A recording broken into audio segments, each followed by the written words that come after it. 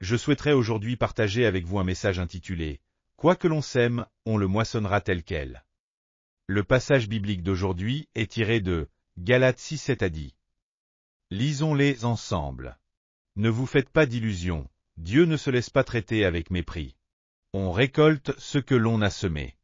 Celui qui sème pour satisfaire ses propres désirs d'homme livré à lui-même récoltera ce que produit cet homme, c'est-à-dire la corruption. Mais celui qui sème pour l'esprit moissonnera, lui, ce que produit l'esprit, la vie éternelle. Faisons le bien sans nous laisser gagner par le découragement. Car si nous ne relâchons pas nos efforts, nous récolterons au bon moment. Ainsi donc, tant que nous en avons l'occasion, faisons du bien à tout le monde, et en premier lieu à ceux qui appartiennent à la famille des croyants. La terre est honnête. Peu importe ce que le fermier sème, il le moissonnera exactement de la même manière. S'il sème des haricots pousseront, et s'il sème des lentilles, ce seront forcément des lentilles qui pousseront. Il n'y a pas d'exception non plus dans la vie humaine. Dans la vie, nous moissonnons toujours ce que nous avons semé. Cela signifie que l'homme ne peut pas tromper Dieu. Tout d'abord, partageons sur la loi de semer et de moissonner, et le jardin d'Éden. La loi de semer et de moissonner a commencé dans le jardin d'Éden. Le cœur de l'homme est un champ, et la parole de Dieu est la semence. Que l'on sème la parole de Dieu dans le champ du cœur ou que l'on y sème la tentation de Satan, le résultat sera toujours en fonction de ce qui a été semé. Adam et Ève n'ont pas semé la parole de Dieu dans leur cœur. Dieu avait préparé pour Adam et Ève un magnifique jardin d'Éden. Il leur avait permis de manger, de boire, de s'habiller et de vivre sans inquiétude, dans un lieu où il n'y avait ni dommage ni mal. Et il les avait avertis en disant, « Profitez de toute cette gloire que Dieu vous a donnée, mais ne mangez pas du fruit de l'arbre de la connaissance du bien et du mal. Le jour où vous en mangerez, vous mourrez certainement. » Ils auraient dû recevoir cette parole dans leur cœur et la semer.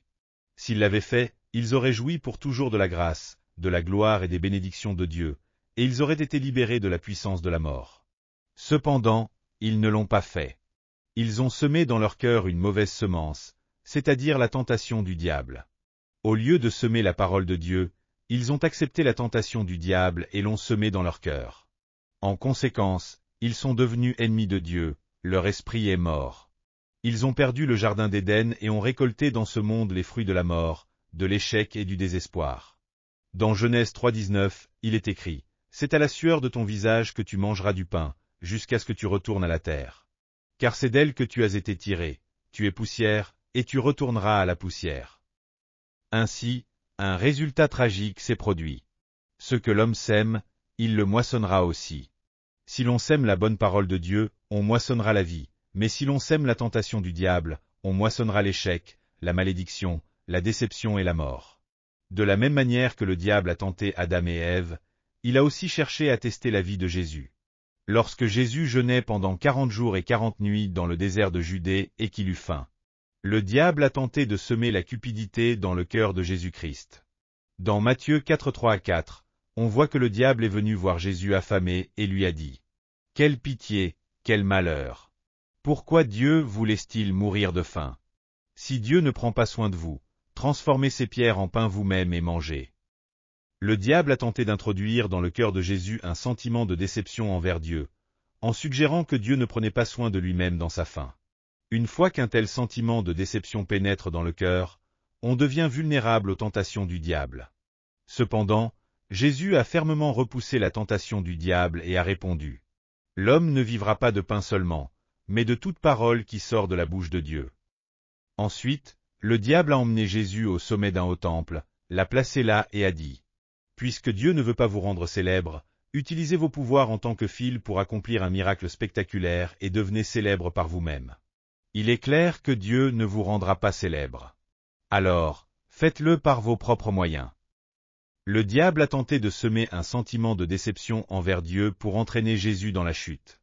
Mais Jésus a répondu fermement « Tu ne tenteras pas le Seigneur ton Dieu. » Enfin, le diable a emmené Jésus sur une haute montagne, lui a montré tous les royaumes du monde et leur gloire, et a dit « Dieu ne vous donnera pas la gloire des royaumes du monde, mais moi je peux vous la donner. Prosternez-vous devant moi, et tout cela sera à vous. » Mais Jésus a répondu avec fermeté « Arrière, Satan! Tu adoreras le Seigneur ton Dieu et tu le serviras lui seul. Le diable a fait des efforts désespérés pour semer un sentiment de déception dans le cœur de Jésus envers Dieu, mais Jésus n'a jamais accepté. En 1950, alors que John Hagee, un célèbre évangéliste américain, s'efforçait de devenir un pasteur accompli, son fils fut soudain frappé de paralysie cérébrale. À ce moment-là, le diable vint lui dire : « Tu es un serviteur de Dieu, tu consacres ta vie entière à travailler pour lui. Alors pourquoi ton fils est-il frappé de paralysie cérébrale ? Soit Dieu n'existe pas, soit il est un Dieu indifférent. » Le diable tenta d'introduire un sentiment de déception envers Dieu dans le cœur du pasteur. Cependant, il ne considéra pas la paralysie cérébrale de son fils comme une malédiction de Dieu, mais au contraire, il choisit de remercier Dieu et pria ainsi : « Seigneur, je te rends grâce pour la maladie de mon fils. À travers cette épreuve, tu m'as rendu humble et as placé dans mon cœur le désir d'aider les autres dans leurs difficultés. Merci de m'avoir ouvert un chemin pour manifester de l'amour et partager l'Évangile avec des voisins souffrants comme mon fils. » Il rejeta fermement la tentation du diable qui voulait lui insuffler des sentiments de déception, et au lieu de cela, il remercia Dieu pour la paralysie cérébrale de son fils. Dieu reçut sa gratitude avec joie, et par la suite, il devint un évangéliste mondialement connu. En toutes circonstances, si nous semons la gratitude et la louange, nos pensées deviennent positives. Nos rêves deviennent positifs, notre foi devient positive et nos paroles deviennent positives, produisant ainsi les fruits d'une vie où coule le lait et le miel. Deuxièmement, parlons de « faites attention à ce que vous semez ». Dieu sème dans le champ de notre cœur la gratitude et la louange pour que nous récoltions une vie abondante. Tandis que le diable sème dans notre cœur la cupidité et le mécontentement pour produire les fruits de la destruction. Si nous semons la cupidité, cela fera germer le péché et portera les fruits de la mort. La conséquence de la cupidité est toujours la mort.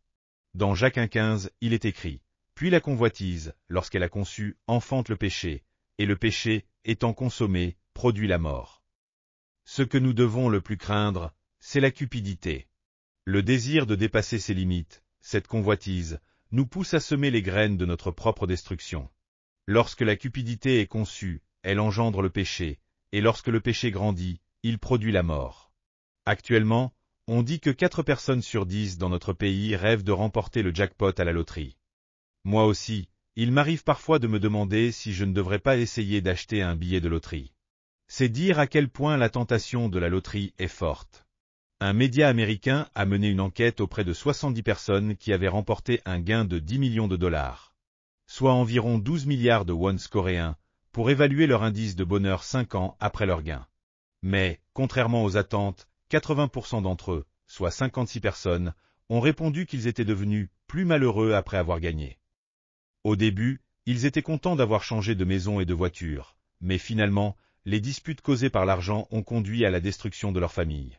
En revanche, les quelques personnes qui ont répondu qu'elles étaient devenues heureuses après avoir gagné, ont déclaré qu'elles avaient donné une grande partie de leurs gains en offrande à l'Église ou à des organisations sociales. Le millionnaire Andrew Carnegie a dit : « Il n'y a pas d'idole au monde plus corruptrice que l'idole de l'argent. Peu importe ce que l'on sème, si l'on sème la cupidité, cela fait germer des graines de mal qui conduisent inévitablement à la destruction. Si nous semons des plaintes et des murmures, nous récolterons du malheur, de la déception et des échecs. Nous pensons peut-être qu'exprimer quelques plaintes ou murmures dans notre cœur n'est pas si grave, mais ce sont en réalité des graines. Les murmures sont des graines, tout comme les plaintes sont des graines. Ces graines sont semées dans le champ de notre cœur. Ce n'est pas quelque chose qui passe simplement. Il est dit que ce que l'homme sème, il le moissonnera aussi. Si nous semons des pensées et des paroles négatives, notre vie entrera dans le désert. Le peuple d'Israël murmurait constamment contre Dieu. C'est pourquoi ils n'ont jamais quitté le désert et ont finalement tous péri dans ce désert. Les murmures et les plaintes finissent par faire de nous des ennemis de Dieu, provoquent sa colère et entraînent de grandes tribulations. Dans Nombre 11:1-2, il est écrit : « Le peuple murmura et cela déplut à l'Éternel. L'Éternel l'entendit, sa colère s'enflamma et le feu de l'Éternel s'alluma parmi eux et dévora l'extrémité du camp. Le peuple cria à Moïse. Moïse pria l'Éternel, et le feu s'arrêta. » Si nous semons la gratitude et la louange, nos pensées deviennent positives, nos rêves deviennent positifs, notre foi devient positive. Nos paroles deviennent positives, et en conséquence, nous entrons dans un pays où coule le lait et le miel, et nous portons des fruits. Dans Matthieu 25-29, il est écrit, « Car on donnera à celui qui a, et il sera dans l'abondance, mais à celui qui n'a pas, on ôtera même ce qu'il a. » Si nous sommes reconnaissants pour ce que nous avons, Dieu nous en donnera encore davantage.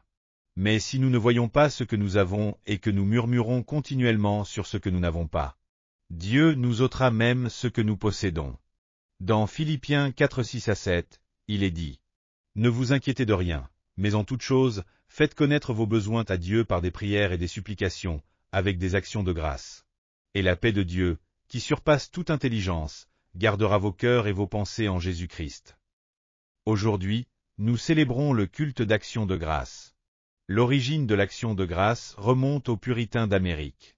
George Washington, le premier président des États-Unis, fut une figure clé qui posa les bases de la jeune nation américaine grâce à sa foi profonde.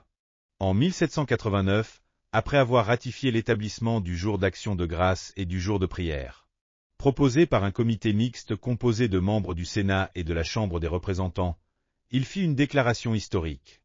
Reconnaître la providence du Dieu Tout-Puissant, suivre sa volonté, le remercier pour sa miséricorde et humblement lui demander sa protection et sa grâce est le devoir de toutes les nations. Remercions Dieu pour la grâce qu'il nous accorde depuis toujours et adorons-le pour qu'il continue de nous protéger éternellement. Alors, il nous fortifiera et nous préservera. C'était une déclaration publique dans laquelle le président exprimait sa confiance en Dieu et remerciait Dieu devant toute la nation. Grâce à des dirigeants qui savaient semer la gratitude, les États-Unis sont devenus une nation prospère. Troisièmement, parlons de la personne que Dieu recherche. Quel genre de personne Dieu cherche-t-il sur cette terre? La plupart des gens vivent une vie ordinaire et moyenne. Pourtant, certaines personnes sont aimées et précieuses aux yeux de Dieu, tandis que d'autres sont détestées par Dieu. Quel est le critère? Ce critère réside dans la capacité à offrir de la gratitude et des louanges, quelles que soient les circonstances. Nous sommes sauvés non pas grâce à nos bonnes œuvres, mais par la grâce et l'amour de Dieu. Dieu considère comme particulièrement précieuses les personnes qui le remercient et le louent. Nous n'avons pas de mérite personnel pour être jugés dignes par Dieu. Dans Éphésiens 2:8-9, il est écrit, « Car c'est par la grâce que vous êtes sauvés, par le moyen de la foi. Et cela ne vient pas de vous, c'est le don de Dieu. Ce n'est point par les œuvres, afin que personne ne se glorifie. » Dans l'Ancien Testament, on voit que le roi Saül et le roi David n'étaient pas des rois exceptionnels en termes d'œuvres. Pourtant, Dieu détestait Saül. Saül était un roi rempli de jalousie, d'envie et de colère, et il fut rejeté par Dieu.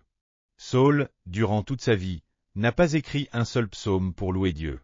Bien qu'il fût le premier roi d'Israël, il était constamment bouillonnant de jalousie et de colère dans son cœur. C'était un homme négatif. En conséquence, il finit par être détruit. Mais qu'en est-il de David? David était quelqu'un qui offrait à Dieu de nombreux psaumes et louanges. C'est pourquoi il fut appelé un homme selon le cœur de Dieu. Dans Actes 13:21-22, il est écrit, « Puis ils demandèrent un roi, et Dieu leur donna, pendant 40 ans, Saül, fils de Kis, de la tribu de Benjamin. Puis Dieu le rejeta et leur suscita pour roi David. Auquel il a rendu ce témoignage. J'ai trouvé David, fils d'Isaïe, un homme selon mon cœur, qui accomplira toutes mes volontés. » Pourquoi David était-il un homme selon le cœur de Dieu? Parce qu'il remerciait et louait toujours Dieu, et parce qu'il avait un cœur positif, actif et créatif. Dans le Nouveau Testament, l'apôtre Paul, malgré de nombreuses épreuves et tribulations, n'a jamais murmuré. Paul a enseigné, « Soyez toujours joyeux. Priez sans cesse, rendez grâce en toutes choses. » Et il a mis cela en pratique. Peu de personnes ont été aussi dévouées et ont tant souffert pour l'œuvre de Dieu comme Paul l'a fait. Avec tout ce qu'il avait enduré, il aurait pu se plaindre ou murmurer contre Dieu, mais il ne l'a jamais fait. Paul a beaucoup souffert en prêchant l'Évangile. Dans 2 Corinthiens 11:23-29, il témoigne ainsi. « Sont-ils ministres de Christ? Je parle en insensé, je le suis plus encore, par les travaux, bien plus, par les prisons, bien plus, par les coups, bien davantage, souvent en danger de mort. 5 fois j'ai reçu des Juifs 40 coups moins 1, 3 fois j'ai été battu de verge, 1 fois j'ai été lapidé, 3 fois j'ai fait naufrage. J'ai passé un jour et une nuit dans l'abîme. Fréquemment en voyage, j'ai été en danger sur les rivières, en danger de la part des brigands, en danger de la part de ceux de ma nation, en danger de la part des païens, en danger dans les villes, en danger dans les déserts, en danger sur la mer, en danger parmi les faux frères. J'ai été dans le travail et dans la peine, exposé à de nombreuses veilles, à la faim et à la soif, à de nombreux jeûnes, au froid et à la nudité. Et, sans parler d'autre chose, je suis assiégé chaque jour par les soucis que me donnent toutes les églises. Qui est faible, que je ne sois faible. Qui vient à tomber, que je ne brûle. Malgré toutes ces épreuves et tribulations, Paul remerciait et louait toujours Dieu. À Philippe, alors qu'il prêchait l'Évangile, il fut arrêté, battu et emprisonné. Les mains et les pieds enchaînés, avec Silas, sans manger, le corps en sang et souffrant, il ne murmura pas et ne se plaignit pas. Après avoir prié, il loua et remercia Dieu. Même avec des chaînes bruyantes, il offrit des actions de grâce et des louanges. Ces louanges étaient si sincères que les criminels dans la même cellule, bien que dérangés, ne crièrent pas mais écoutèrent. Alors Dieu, en rythme avec ses louanges, fit trembler la terre d'un coup. Un tremblement de terre secoua la ville de Philippe, les portes de la prison s'ouvrirent, les chaînes tombèrent, et la gloire de Dieu se manifesta. Même dans ces moments difficiles, ne pas murmurer ni se plaindre, mais offrir des actions de grâce et des louanges a touché le cœur de Dieu. Carl Hilty a déclaré dans son ouvrage sur le bonheur, « Une personne reconnaissante rajeunit ». Il explique que la gratitude peut même stopper le processus de vieillissement. En revanche, les murmures, les plaintes et les lamentations assombrissent le visage, augmentent les rides et accélèrent le vieillissement. La gratitude et la joie, quant à elles, agissent comme un lubrifiant pour la vie. Quoi qu'il nous arrive, si nous semons la gratitude et la louange, notre vie devient plus dynamique, remplie de joie, et nous devenons positifs en toutes choses. Finalement, notre existence déborde de lait et de miel. C'est pourquoi nous devons compter toutes les bénédictions que nous avons reçues et remercier pour chacune d'entre elles. Il arrive souvent que nous disions en priant, « Je n'ai rien pourquoi prier ». Mais si nous nous rappelons une par une toutes les grâces que nous avons reçues depuis le passé jusqu'à aujourd'hui et que nous en remercions Dieu, nous aurons beaucoup de sujets de prière. Si nous remercions pour hier, remercions pour aujourd'hui, et remercions encore pour demain, et ce de manière répétée, Dieu en sera immensément heureux. C'est pourquoi nous devons toujours offrir des sacrifices de reconnaissance. En réfléchissant à notre vie passée et en méditant sur les grandes bénédictions et grâces que Dieu nous a données en Jésus-Christ, nous ne pouvons qu'être reconnaissants. La gratitude est une grande route qui nous mène à Dieu. Ne dites pas qu'il n'y a pas de chemin pour aller à Dieu. La grande route pour aller à lui, c'est la gratitude. Dans Psaume 104, il est écrit, « Entrez dans ses portes avec des actions de grâce, dans ses parvis avec des cantiques. Célébrez-le, bénissez son nom. » Ainsi, en remerciant, nous ouvrons les portes du ciel. En louant, nous entrons dans les parvis de Dieu. Ainsi, lorsque nous prions avec gratitude et louange, le chemin s'ouvre pour que nous nous tenions devant Dieu dans ses parvis. Quelle chose merveilleuse! Lorsque nous pensons à Dieu, qui nous a libérés du péché, qui a fait de nous des prêtres pour son royaume céleste et qui nous a accordé sa gloire, comment pourrions-nous ne pas lui être reconnaissants? Dans Psaume 54 à 15, il est dit, « Offre pour sacrifice à Dieu des actions de grâce, et accomplis tes vœux envers le Très-Haut. Et invoque-moi au jour de la détresse, je te délivrerai, et tu me glorifieras. » Comment pourrions-nous ne pas lui être reconnaissants? Cela montre combien Dieu aime la gratitude et combien il déteste les murmures et les plaintes. Les personnes reconnaissantes entrent dans le pays de Canaan, tandis que celles qui murmurent et se plaignèrent dans le désert et y sont abandonnées. Nous devons donc devenir des personnes reconnaissantes. Charles Spurgeon a dit, « Si vous remerciez pour une chandelle, Dieu vous donnera une lampe. Si vous remerciez pour une lampe, il vous donnera le soleil.